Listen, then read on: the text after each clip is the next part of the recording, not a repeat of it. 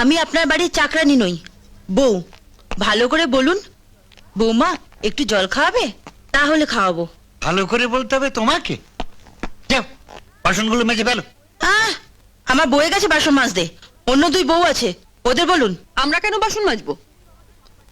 তুমি বাবাকে ধাপ্পা দিয়েছো, তোমাকেই সব কাজ করতে হবে। বাহ, যার জন্য করে চুরি সেই বলে চোর। আমি বাবাকে ধাপ্পা দিয়েছি বলেই তো তোমরা এতদিন ভালো করে পেট পুড়ে খেতে পেয়েছো। ওরা কিচ্ছু করবে না, তুই সব কিছু করবি। যা।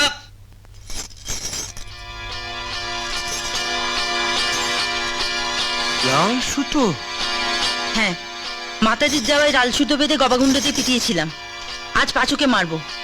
এই কদিন আমাকে খুব মেরেছে। দেখি কে কাকে মারে। আর আর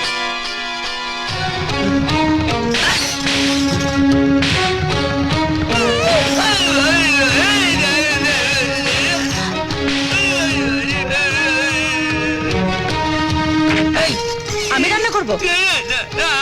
আমাকে সেদিন খুব বাট্টা মারা হয়েছিল। কে রান্না করবে? তুই রান্না করবি, তুই রান্না করবি। যা।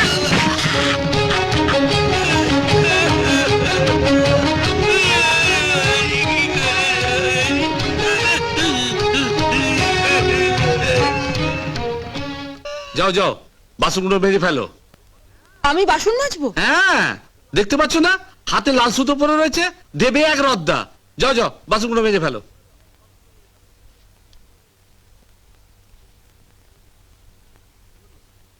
কি হলো, রদ্দা খাবার ইচ্ছে হয়েছে নাকি? যাও বাসন মাজতে যাও। যাচ্ছি।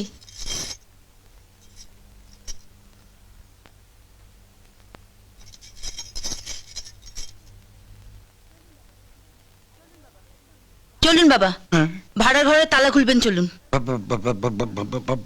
ভাড়ার ঘরের তালা খুলবো? হ্যাঁ, ময়দা, ঘি আর সুজি আর চিনি বার করে দিন। আপনার দুই বউ আর পাঁচু মিলে আমাদের জন্য লুচি আর হালুয়া বানাবে।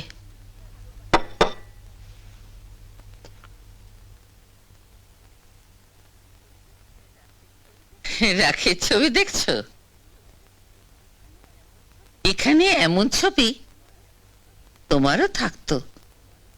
এমন সুন্দর সাজানো ঘরে তুমিও থাকতে পারতে, যদি না তোমার বাবা ছোটবেলায় তোমাকে গাঁয়ে পাঠিয়ে দিতেন।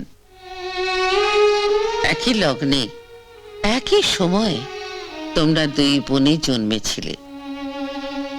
একজন বড় হলো এই বিরাট বাড়িতে, টাকা পয়সা, গাড়ি, সুখ স্বাচ্ছন্দ্যের মধ্যে। আর একজন পড়ে রইল অজ পাড়া গায়ে এক মুদিয়ালার কাছে। এখনো সময় আছে, বাকি জীবনটা যদি সুখে কাটাতে চাও তাহলে বাবার কাছ থেকে আজ নিজের ভাগটা বুঝে নাও।